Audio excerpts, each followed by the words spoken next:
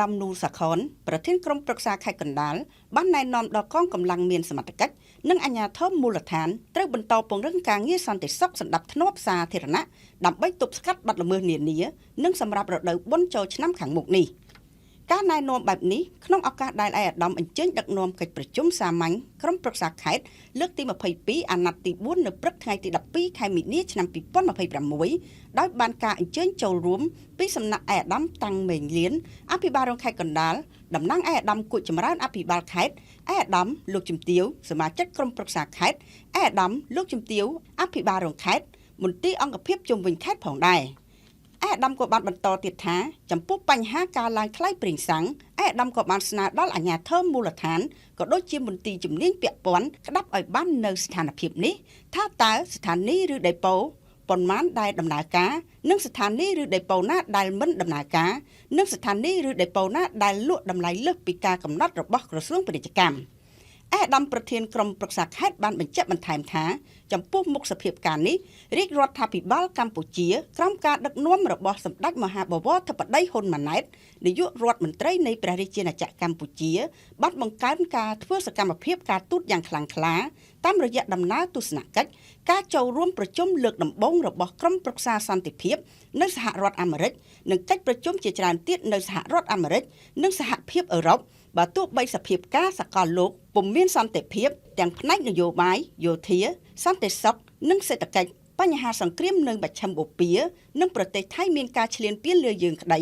ក៏រាជរដ្ឋាភិបាលបន្តដឹកនាំប្រទេសប្រកបដោយភាពធន់លើកកម្ពស់ប្រៀបខាងនយោបាយការទូតរក្សាលំនឹងម៉ាក្រូសេដ្ឋកិច្ចនិងជំរុញកិច្ចអភិវឌ្ឍវិស័យនានាមានការរីកចម្រើនជាបន្តបន្ទាប់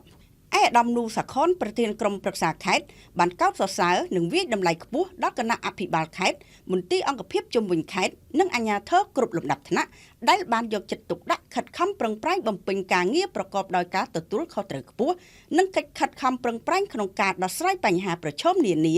ដែលកើតមានឡើងកន្លងមកដោយទទួលបានលទ្ធផលល្អប្រសើរនិងស្នើដល់បណ្ដាមន្ទីរអង្គភាពនានាក្នុងខេត្តអាជ្ញាធរក្រុងស្រុកទាំង13ត្រូវតែបន្តយកចិត្តទុកដាក់ដោះស្រាយបញ្ហាប្រឈមនិងសំណូមពរនានារបស់ប្រជាពលរដ្ឋដែលបានលើកឡើងក្នុងវេទិកាផ្សព្វផ្សាយនិងពិគ្រោះយោបល់លើកទី2អាណត្តិទី4របស់ក្រុមប្រឹក្សាខេត្តឲ្យបានឆាប់រហ័សនិងទាន់ពេលវេលាឯកឧត្តមតាំងមេងលៀនមានប្រសាសន៍ថាក្រោមការដឹកនាំដ៏ខ្ពង់ខ្ពស់របស់សម្ដេចមហាបវរធិបតីហ៊ុនម៉ាណែតនាយករដ្ឋមន្ត្រីនៃព្រះរាជាណាចក្រកម្ពុជានិងឯកឧត្តមអភិសន្តិបណ្ឌិតសសុខាឧបនាយករដ្ឋមន្ត្រីក្រសួងមហាផ្ទៃនិងតាមការចង្អុលបង្ហាញពីឯកឧត្តមគួចចម្រើនអភិបាលនៃគណៈអភិបាលខេត្តកណ្ដាលក្នុងយុទ្ធនាការបោសសម្អាតហ្គេមអនឡាញក្នុងទឹកដីខេត្តកណ្ដាលគឺរដ្ឋបាលខេត្តបានធ្វើការយ៉ាងសកម្មនិងបានបន្តធ្វើការណែនាំដល់អាជ្ញាធរមូលដ្ឋានក៏ដូចជាកម្លាំងមានសមត្ថកិច្ចត្រូវតាមដាននៅទីតាំងបង្ការនៃការកើតថ្មីក៏ដូចជាការគ្រប់គ្រងនៅទីតាំងមួយចំនួនដែលយើងបានបង្ក្រាប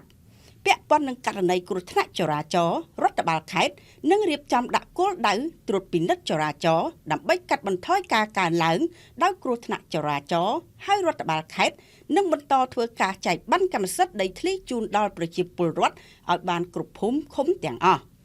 សូមជម្រាបដែរថាក្នុងកិច្ចប្រជុំនេះក្រុមប្រឹក្សាខេត្តបានធ្វើការពិនិត្យពិភាក្សាអនុម័តនិងផ្សព្វផ្សាយលិខិតបទដ្ឋានគតិយុត្តនានាដែលសរុបមានចំនួន6របៀបវរៈសំខាន់ៗ